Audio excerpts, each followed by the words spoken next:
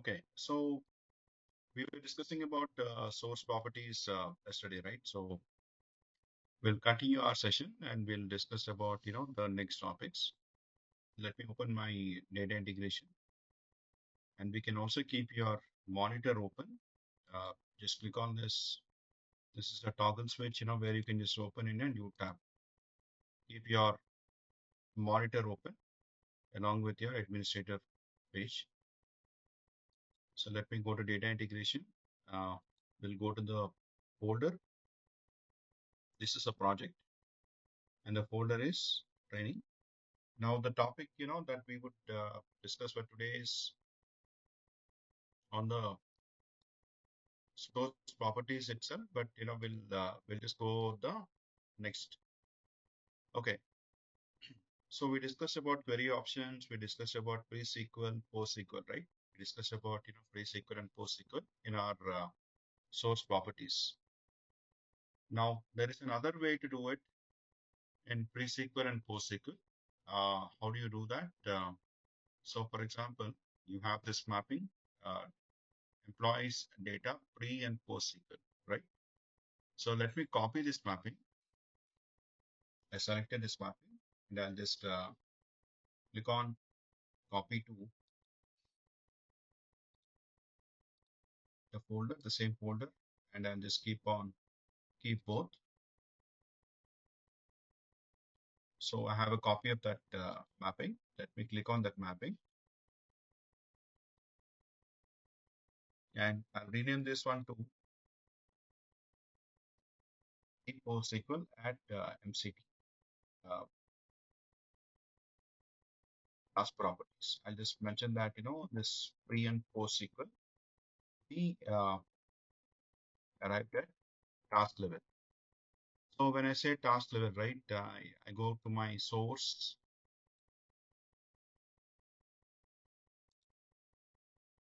And instead of this properties where I have this insert and delete value, right? I'm not going to specify these properties in my mapping. What I'm going to do is I'll create a mapping. I'll create a mapping configuration task.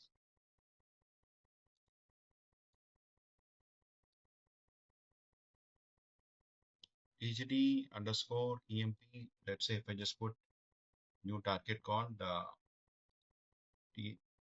TGT underscore EMP underscore test 6.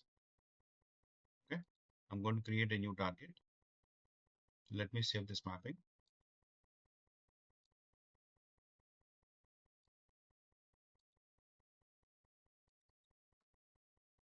Get a mapping configuration task.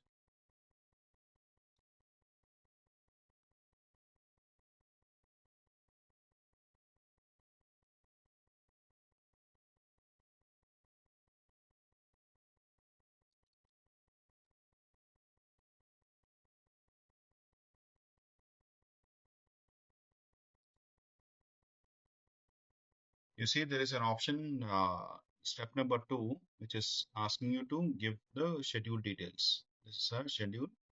And you also have an email notification options. And in the advanced options, you see there is something called pre-processing and post-processing command. What is a pre-processing command? This is similar like you can invoke a shell script or a bash script for your job to run before this job gets executed. So what is a pre-processing command? Okay. Now in my pre-processing command, right? If I go to my training location and if I go to bash scripts, there is a script called bash scripts. There is a folder called bash scripts, and in the bash scripts, you have a script which would invoke this script. For example, if I go to scripts, let's say if I just go to test script 3, or before I go there, I want to just show you that employee pre-SQL and employee post. For example, this is a batch file I created. What is this batch file doing? Let me open this. Now, this batch file is actually invoking a SQL file, which is test script 3.SQL. So what is my test script 3.SQL? Test script 3.SQL is inserting into the employee table. This is a SQL statement. It's a SQL statement which inserts some value.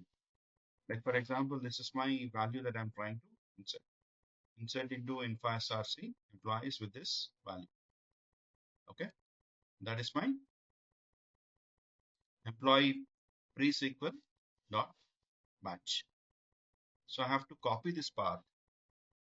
You're able to follow me, and I need to give a pre-processing command. How do I give a pre-processing command? You need to give a command called call, and you need to provide the bash script name here. This is bash script name employee pre-SQL dot EAT.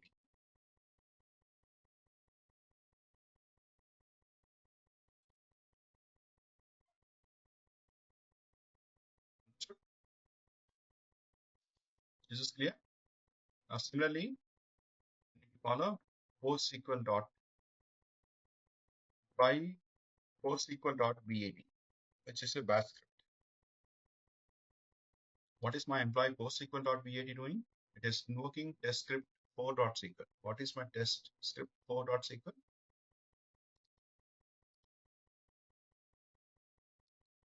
This is deleting from my InfoSRC my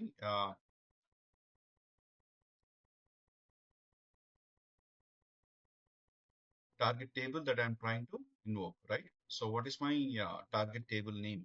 My target table name is tgd underscore emp underscore test, correct? So copy that, and I'll just put tgd underscore emp underscore test.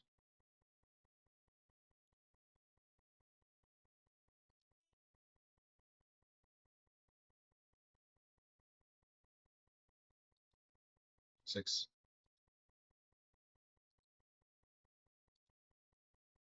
Let's say I just put tgd underscore emp underscore test number 6. So this is actually invoking a delete command. Okay. So I'll go back to my mapping configuration task. Click on edit again because this is not correct. I have to just double check I'm giving my correct bash script. So I just copied that. So what I need to do, I need to copy the correct script. So this is my post SQL bash script. So I'll take this as .bat. You're able to follow me because I'm just giving the path where I'm invoking the bash script. The bash script is in turn invoking a SQL command. And this stands good even for a shell script also. Okay, in case of a Linux environment, you call a shell script. Have you understood this? Okay. So now I need to, I have to invoke this. So I'm good to run this now. Click on run. Go to your My Jobs, or you can open your monitor. So as discussed, there are different status, like you have a starting state, then it goes to queued status. Just keep refreshing this. And then, you would see that it is in running status. So what is my job doing? It is invoking a bash script, right?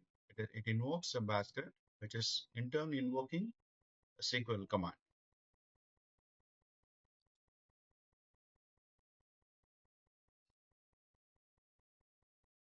All of you understood? So I have my Question. target loaded. Yeah.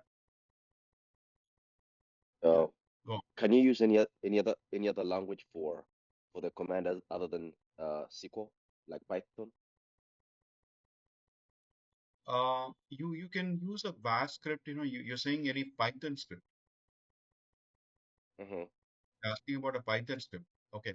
See, as long as it identifies, you have that package that is available in the secure agent environment, you can invoke a script. But Python is something, where probably that binaries, they may need some packages which can be executed on this environment.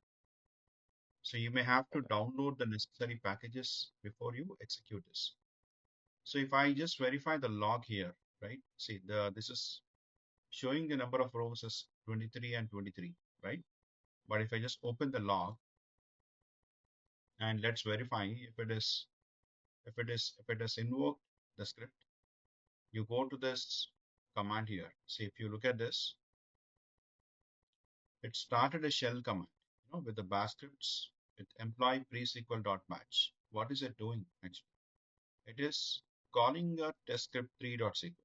As I have told you, this is invoking a SQL command. So it connects to my Oracle instance, creates a row. One row is created, commit completed, disconnected. Okay. Then after loading into my database target, after creating the target on the fly, it actually invokes a PostSQL command. What is a PostSQL command? If you look at this, right, start load session, and you would be seeing one more command called PostSQL. See here it says call D drive secure agent and all this location employee PostSQL.batch, right? Similarly, it invokes a SQL command and it does a deletion. 23 rows are deleted, commit is completed. So you won't be able to see the data. The target structure may be there, right? So if I just go back here and if I just do select star from TGT employee target, sorry, TGT EMP test 6, what am I getting here? I won't be getting the data. I'll be getting the structure of the table. Okay, all of you understood this? How to invoke pre-SQL and post-SQL from a bash script. Is this clear? Okay. Yep. Yeah. So next, we will move on to you know configuring the fields, synchronizing an expression, right? For example, I hope you understood about the source properties. All of you understood this. So let me move on to the next topic. Click on new mappings,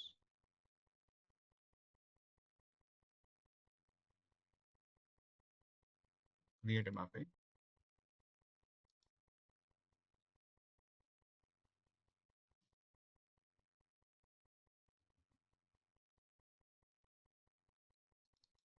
Okay, let's say m underscore customer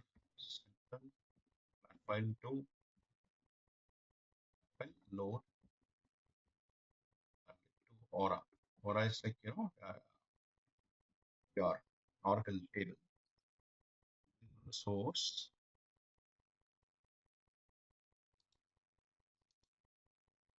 select my flat file connection. Click on select.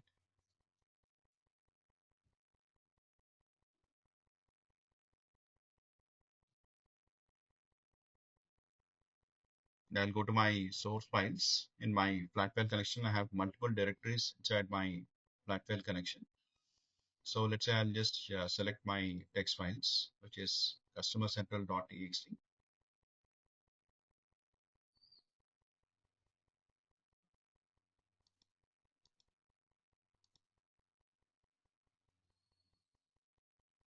Okay, and let's say we'll use an expression transformation, and you see there are incoming fields here, right? Now in the incoming fields, there is a default operator which you see that is called include operator with all fields, and uh, you have an option to rename them. Okay, uh, but you may not need all the fields going to your target. You don't need all the fields. How do you do that in that scenario? You can add a field rule by just clicking on this plus icon, and you can select exclude. Just click on your mouse. Just click here, and you would be getting include exclude. Click on exclude, and you get a field selection criteria with name fields, all fields, fields by data types, and fields by text or pattern. Okay. Now you can select name fields. What is name fields? Like, you when you select name fields, you get an option to configure them. Which fields that you want to exclude? Let's say if I select everything, you know, I can't exclude everything. I want to exclude, I want to take off some of the fields. Let's say if I don't want zip, I don't want zip code, or I don't want state. Okay. Now 14 of 16 are selected. Let's say if I just select, if I just uncheck these two and click on OK, what happens? I've excluded all the 14 fields. That's not the right scenario. What I need to do, I have to select only those fields which I want to exclude. Let's say if I just select only these two. Okay, I'm excluding only these two fields out of my 14 fields. You get included fields and excluded fields. Make sense? You Understood? wanna say that again one more time, please? Yeah, sure. So you have an include and exclude operator, in your incoming fields coming from your source to expression, and you get two different operators here. One is include and another one is exclude. Okay, and you have a field selection criteria called name fields or fields by data types or fields by text or pattern. Okay, so I selected name fields, which are my actual fields coming from my source, and I excluded two fields coming from my 14 fields from my source. I don't want two fields to be carried to my target. I can do that way. Okay, so that's how I got my two fields in my excluded fields, and the included fields will be part of your data flow.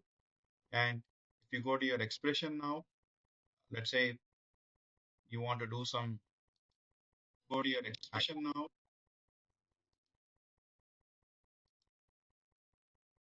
Yeah, getting some echo. Please go on mute if you're not talking. Uh, let's say if you go back to your field again, if your output, let's say if I just want to do some kind of manipulation, let's say first name, last name, you want a full name, or let's say you want to have, you want to remove spaces with your first name, last name, or you want to have you just want to filter out something, or you want to have a date field, right? There is a date field also here. O underscore, okay, start with full name.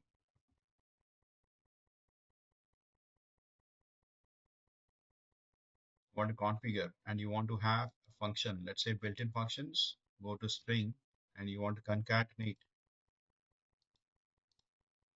the first name, the string one, select string one, select first name, string two, last name, click on validate. So this is your O underscore full name that you want to pass on to your target. Okay. Now in the target, you can have your fields. Let's say I choose my existing connection in FireSRC. Click on select. I'll choose an existing target customer, or I'll just say C Central, something like, search if there is any table like this. Yeah. Let's say if I have T target underscore C cent data load. Okay. If I just have this target table name, let me verify the field mapping, right? I just want to see the target fields. Go to target fields. Okay. I have this full name is also part of my target field. Okay. And you have a new email also, but I don't want new email. I just need full name, right? Let's say if I just select this O underscore full name is there and go to field mapping. Before I go to field mapping, I don't want email column. Let's say I'm not mapping my email ID to my target. Okay, what I need to do? I can just select the field here, or see, this is if even if I delete, there is an option called delete here. Okay, there is an option called delete, and you can have something called synchronization. There is something called synchronization which will sync up your data with all fields or new fields only. Okay, how does it work? For example, if I go to my database instance, okay, my database instance, and if I just say select start from, what is the table name? TGT CSET data row, right? I have this values here in my mail ID. Okay, I have all these values in my TGT underscore CSET underscore data load. Now, let's say if I just go to this table, okay, and I go to my columns, and I'll just name this as, and I'll just name this as,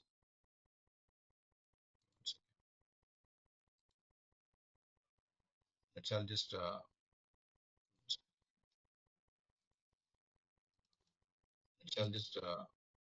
one second. I'm getting some echo sound. Can you please go on mute? Sunil, thanks again. Getting some echo sound. Can you please go on mute?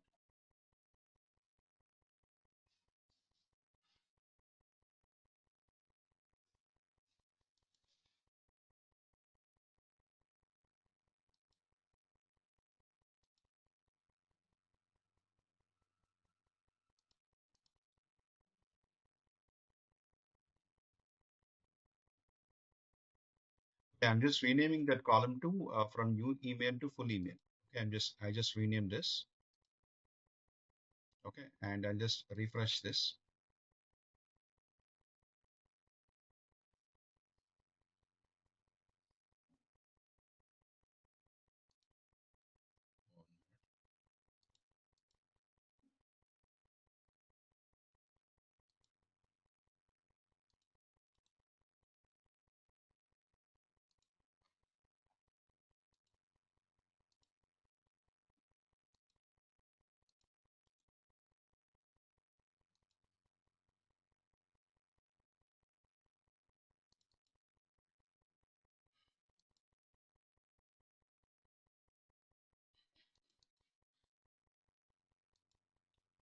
Yeah, it got renamed to full email, right?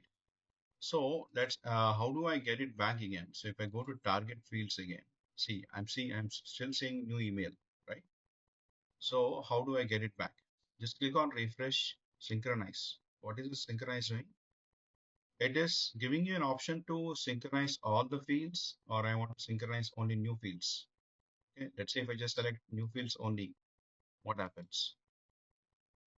So this is going to talk to the database instance, and it is going to refresh your data. I just renamed the column name to full email. Instead of new email, I just renamed to full email. So I got it back, right? I got full email. You understood?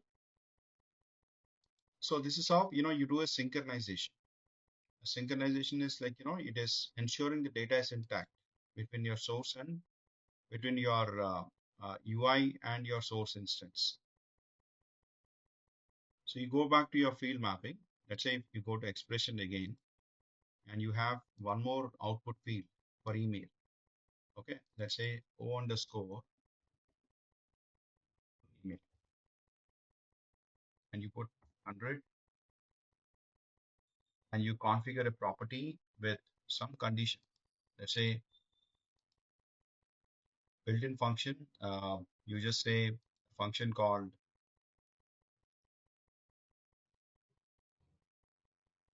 if condition with null value. Let's say if is null of your email ID. Then you put some gmail.com. Let's say I just put something value like this. Else it should be email.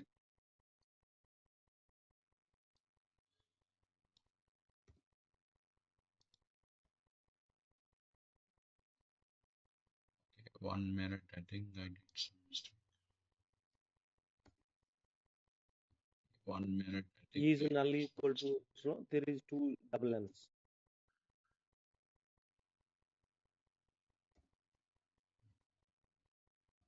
Is n null?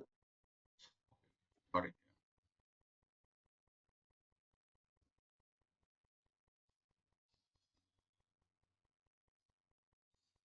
Okay. So I just created my full email and full name also here, right? So I go to my target.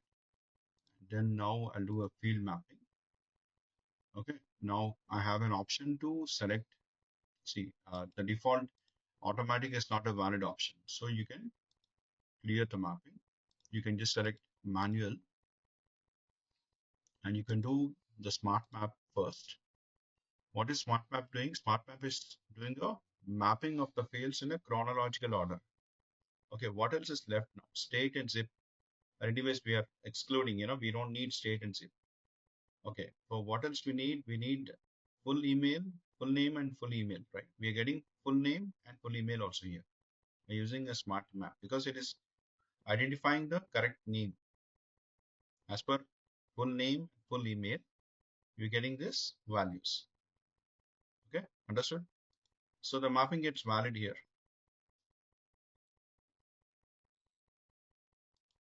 And you can create a mapping configuration task.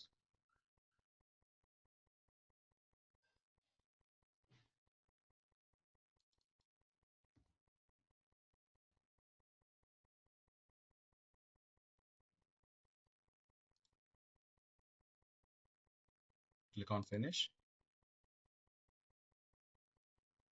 Task is created. So we're going to run this. Click on run. Go to your running jobs. Just keep refreshing this. You can even check it in your my jobs too. See queued status now. From queued it will go to running status. Okay, we have a warning status. So why is that warning is there? Okay, one second.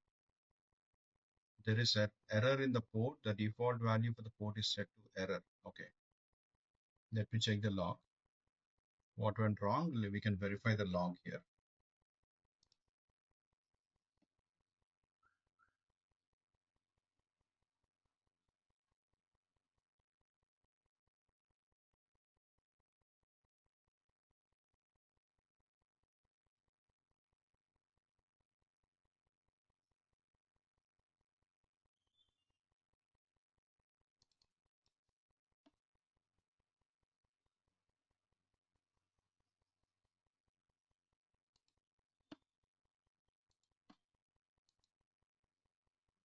Let's verify the fields again. Let's look at the date field. What is the date field that we're getting? We're getting a string. Okay, and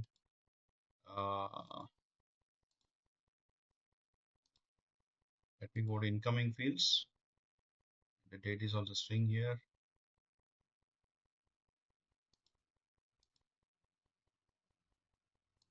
Target fields. The date is date time, right? This is how it is. Okay. So let's say you want to modify something. Let's say if I just select date here, okay, click on edit metadata. I want to modify this type to string. Okay, let's say I just select date as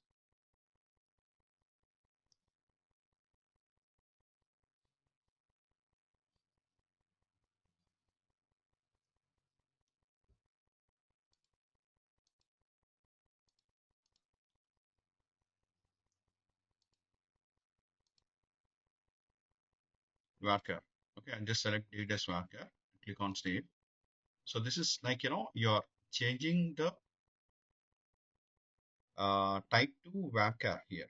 String is 23, and let's say I just run it back again.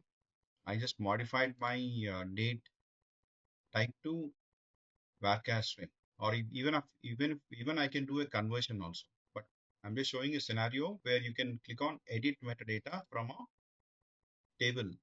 When you select edit metadata, you can do it at a source level, or you can even do it at a target level. Go to your mapping task again. You don't have to refresh anything. Just close this. Go to your home page. Open your task again. This gets auto refreshed. The mapping changes, whatever changes that you have done gets auto refreshed. Click on run again. Let's go to my jobs. Let's see this again. Go to my jobs. Let Okay, maybe I've done a mistake because the data may be already existing. We may have to So do a in trunking. the previous Okay, maybe job I've is done a paid. mistake because the data may be already existing. We may have.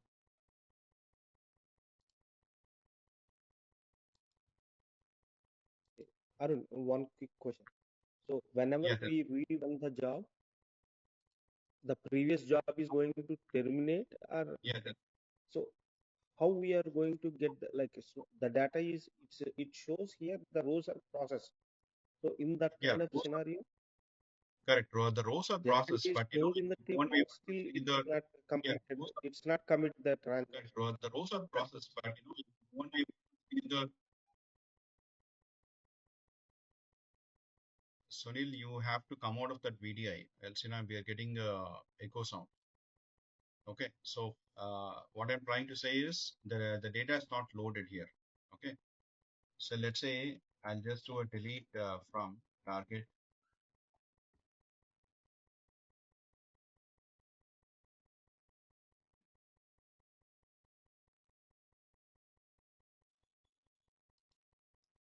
Okay, so this is deleted now, and let's say if I just run this, and let me go back to this again, and the date field, right? Date is timestamp. Let's say if I just click on this column,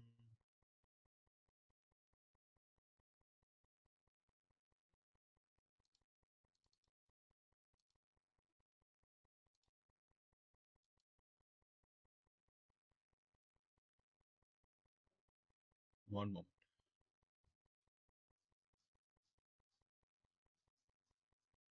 Okay, the date is a timestamp here, right? So let's say if I go back to this mapping again, now click on refresh, all the fields synchronize.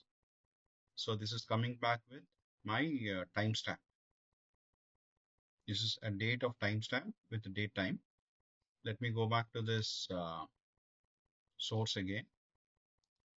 If I go back to my source again, now the source, it is reading as what? It is reading as your string, right? So let's say if I just select my date field, click on options, edit metadata, and I'll just modify this to date time. Click on save.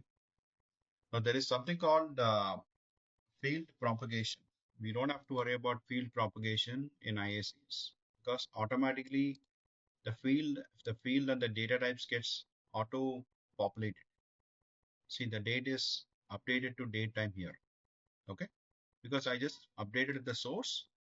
Now the fields are getting automatically updated.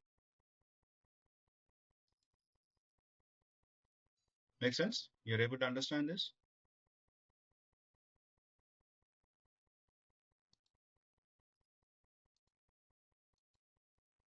So I'll go back to my mapping task again.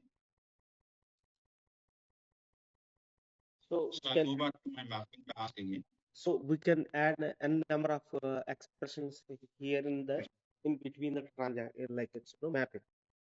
So for Yeah, all the you can columns, do it. if you want, you can add the expressions from between the source and destination. Yeah, you can do it. You can do that. Yeah. So can you go to the expression and show me how Yeah. can Yeah, in expression transformation, you can add any number of output ports, variable ports. You can do that, by just clicking on this plus icon. You get output field, variable field, and input macro, output macro. We'll discuss about macro later, but output field and variable field, you can do it. So I just added two output fields for my full name and for my email. part of While my doing expression. the So I mapping, just added two output fields for my full name and for my email. Part of, while doing the mappings, there are some functions. So where can we find the documentation for them? See here, if we were added for the two things. One is concatenation and another one is null function. So where can we find the documentation for these kind of expressions? documentation is, yeah, you're asking for a help article, or you can check it in your built-in functions here. See, there are built-in functions. Let's say if you go to string function and you select concatenation, right? Let's say if I just string function, okay, you want to check something like in string. Let's say if I just select in string, you can find the documentation here in the bottom. What is it doing? Search string as this and doing this one, that comparison. What is it doing? Okay. Search. Okay, fine. So let me go back to this one again and let's run it one more time. Click on run. So we got 2062 records loaded now because I just modified the type, the metadata type to date value from my source, and I just matched with my target. So I got the data loaded. Okay, you're able to understand this? Just run this select statement, and you'll see this full name and the full email also.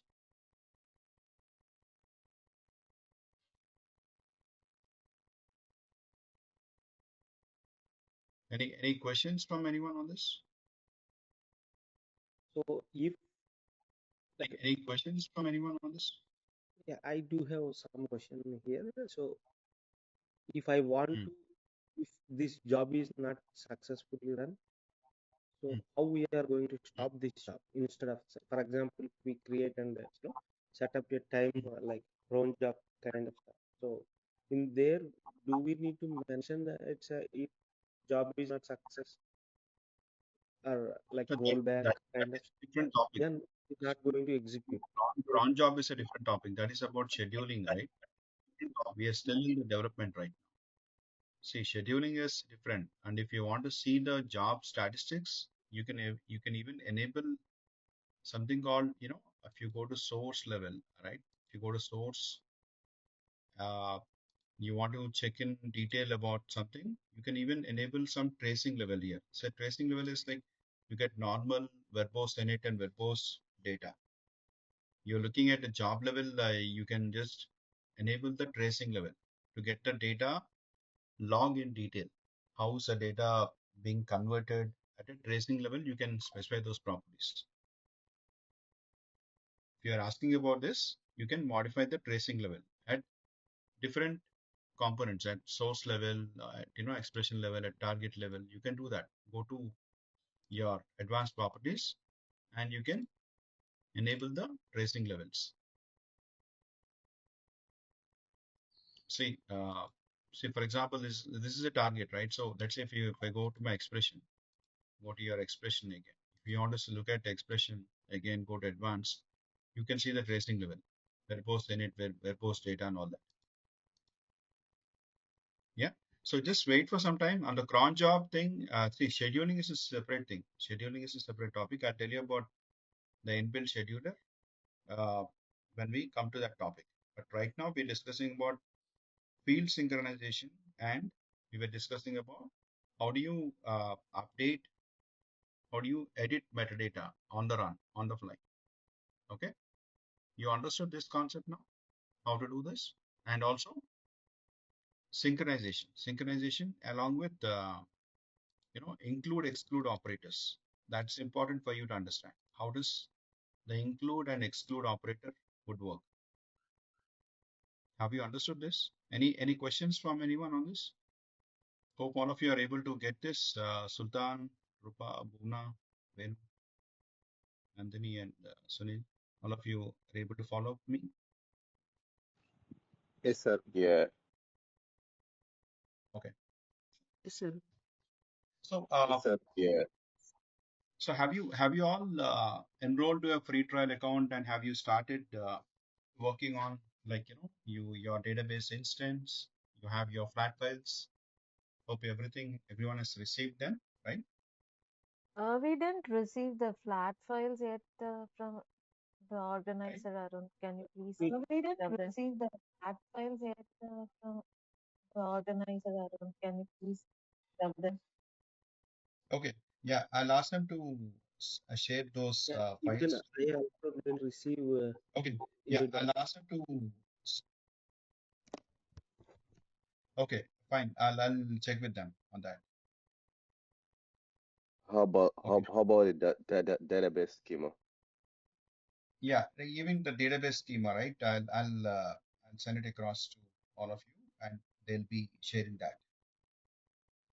They'll be sharing a links actually. I've given the links to download. See, they have their SharePoint. You can download it from their SharePoint. The files are uploaded there. You'll be able to download from them. They'll share that links to you. Okay. So moving on to the next topic, right? Uh, so we discussed about the source properties. We discussed about configuring source fields, synchronization, uh, and expression. And we have this. Let's move on to the next topic about other aspects of filter, sorter. We have different options. How do you filter data? How do you sort data? And all that. Correct. So let me go to a job again. Let me create a new job. Create a job.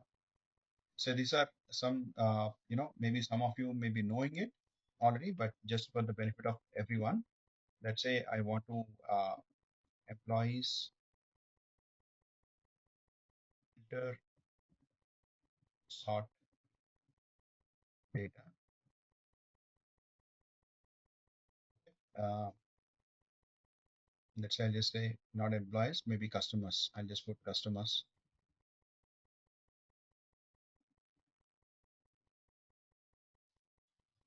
to Oracle. Okay, I'll just say to Oracle, and I'll take source. Fine, yeah,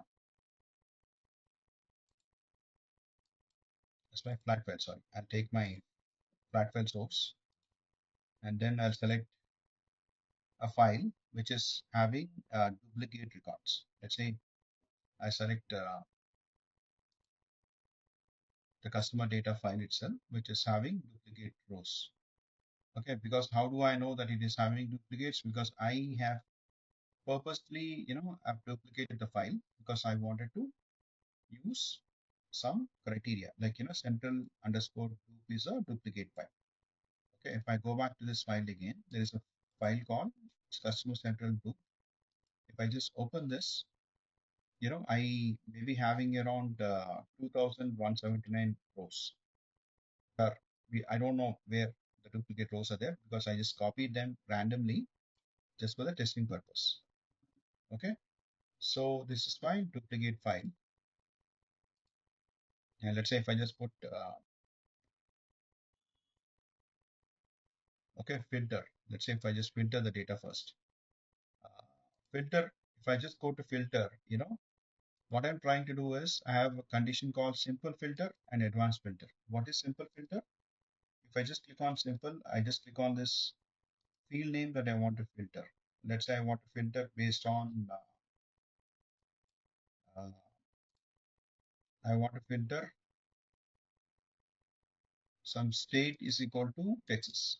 Let's say if we just want to filter state is equal to Texas. Okay. Uh, so I can just select state is equal to Texas, but I don't know, it may have duplicate rows or not, right? So I can have a multiple condition. Like I want to filter the data. Let's say I'll sort it first and then I'll filter it. Okay. Then what I need to do, I have to drag it here and then I drag my sorter transformation. Okay, drag and drop it here. Just click on this grid, it gets arranged automatically. Go to your sort option and you select dealership ID, region, and the customer number. The first three fields in ascending format.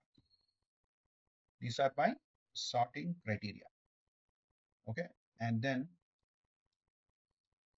I can also have an aggregator to group it. Okay. So aggregator is a transformation that can be used to group the values so that I can perform an aggregate function, or even I can do a group by the same fields again. Just maximize this. Dealership ID, region, and your customer number. Save it. See, aggregator can also be used for finding out your minimum, maximum values of your employee salary. So there is also an aggregate function. But in this specific scenario, I'm trying to filter out I want to load unique data. Okay, I want to load unique data. You understood? You're able to get my point here. Now, there are two transformations that I'm trying to explain, and not two, actually three. One is sorted transformation, which will sort your data based on ascending or descending order. I have my fields, dealership ID, region, customer number in ascending format. And also I'm doing a group by, but the same three columns, same three fields, because I want to get unique data. And then I'm doing a filter. State is equal to text. So I have to take the exact text how it is here, right? And then I just have to put it here. I don't have to put it in single quotes. Automatically it will take in single quotes.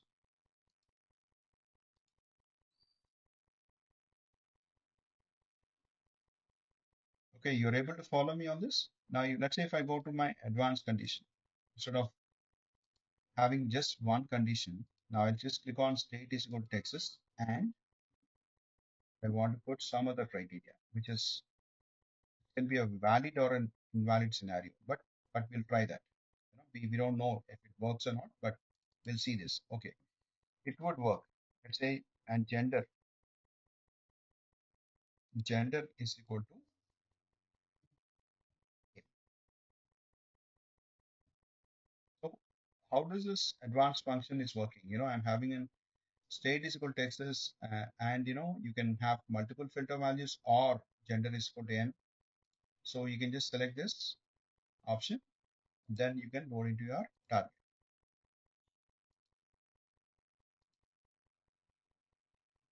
Click on select.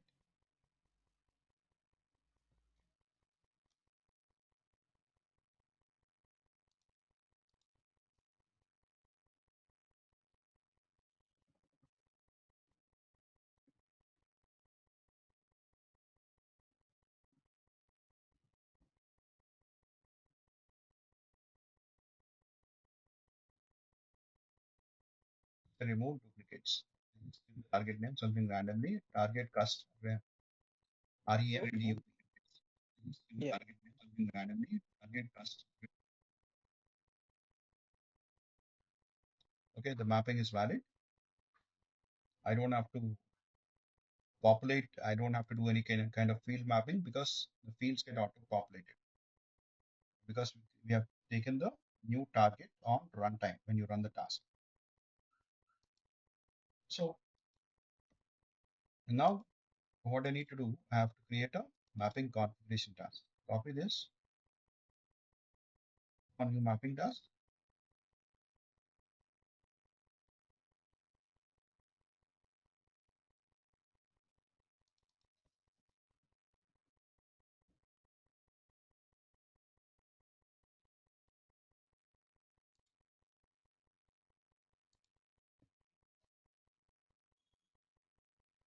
Okay, let's run this. You can run.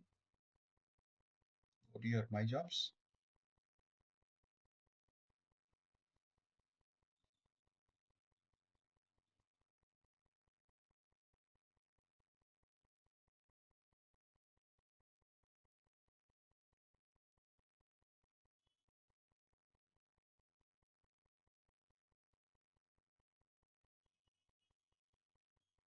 Okay, so we got 180 records. Got it. Okay, so I have to just verify this target table name. So I'll just do a select star from.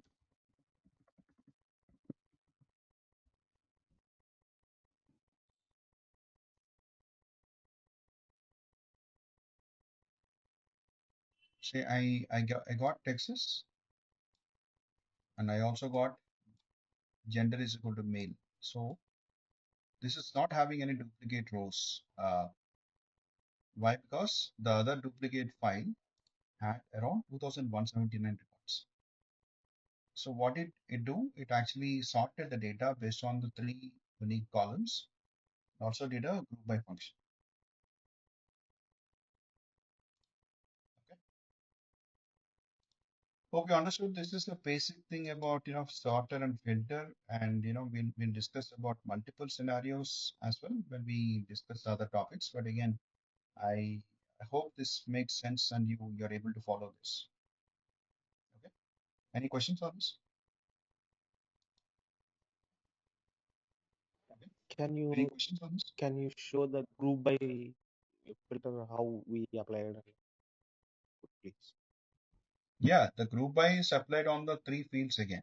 So there's the same fields again. Group by on dealership ID, region, and customer number. I just selected the field names here. So if I want to give min or max, so I need to go to that aggregate tab. Correct. Yeah, there, and I need to give. You can select a min and max here by giving your output fields functions, and you can select your min and max. Let's say you take an employee table, okay, from your Scott schema. You can do a max of salary, min of salary, average of salary. You can do that. Let's say I don't have a Scott connection. So how do I create a connection? I go to my connections.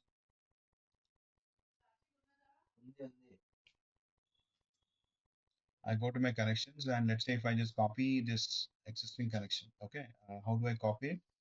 Make a copy of this connection. Click on OK. So I get _2, right? Click on edit. Let's say I want to create one more connection of my Oracle instance, connection _ aura with a different schema. Let's say Scott,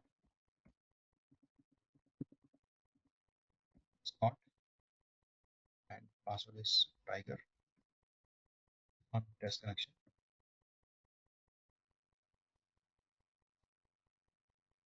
Save. Okay. Now I can come back to my data integration. Click on create.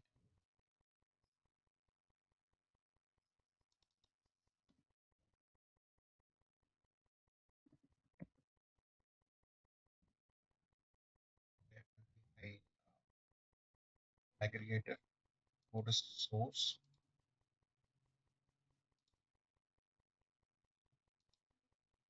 I got my Scott connection. Select my EMP table.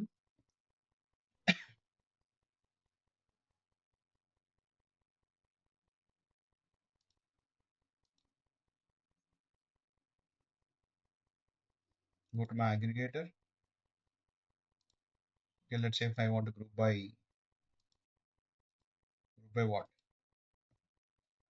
Group by salary, and go to aggregate.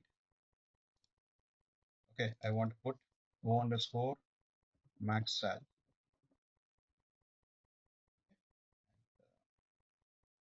Let's say if I just click on configure, you go to built-in functions, aggregate. You see there is a max function, right? Max of fields. You select sal. I'm just giving an example how to achieve this max min. You may not have to do this now, but I'm just showing you an example how to do this. Okay, you can have min of sal and average of sal and all that functions. They are inbuilt functions. When you select your built-in functions, you go to aggregate, you get all this average, count first, last, minimum, all that. You can perform your functions accordingly. You understood? Yeah, I got it. Okay, and other important thing before we wind up for today, uh, I want all of you to open a free trial account for your Snowflake, for your AWS, for one of the scenario that we will be covering. Okay, and I'll be helping you how to do that before you create an account. What is needed is, let's say I'll show you about Snowflake account. Right? You have a Snowflake account. Can you see my screen? I have created a Snowflake account. This, and you should also have a personal AWS account that is needed. So how do you enable that connection? Because it may not be part of your free trial account. Go to your administrator and you go to connections, and you click on new connection. Let's say you want to create a Snowflake connection, right? Let's say connection underscore Snowflake. And in the type, right, you should be able to see the Snowflake connection in your free trial account. You're not seeing it.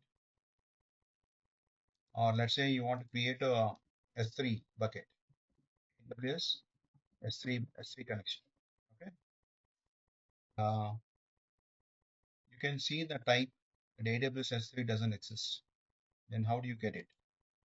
You need to go to add-on connectors. Click on the add-on connectors, right? Uh, when you click on add-on connectors, you can search for S3 and click on start your free trial. Okay, you will get a prompt. 30-day trial for Amazon S3 connector will be provisioned to your organization. Click on OK. Which means that I can create a connection now for S3 bucket. You understood? And similarly for Snowflake, right? I'll just search for Snowflake and click on start your free trial. Informatica for Snowflake Data Cloud. Click on start free trial. Just click on. Okay, we will discuss about Snowflake and AWS in some time, but I want you to understand how do you get this connection options. When you click on new connection, now we will be able to see the S3 and Snowflake, both of them. How do you know that? You go to type again. Say I'm getting Amazon S3 V2, where you need to provide the connection name, your access key, secret key. I'll tell you about all this when we create the connection. And also Snowflake for data cloud. Snowflake data cloud, you need to provide the values similar like this, where you have to provide the username, password, and account, warehouse, where we have to provide these values. And you also get a help content on the right side, how to do this, how to do this. Okay. So I guess that's it for today. Thank you all for joining the session. We'll meet up again tomorrow. Please make progress and keep practicing the sessions as and when you get your recordings. Please let the organizer know that they need to send the schema and plat files. Yeah, they'll be sending it. I'll follow up with them today. Sure. Today they'll Thank be sending. Okay. Thank you all. Thanks for joining. Let's meet up again tomorrow at 7 a.m. IST. Thank you. Okay.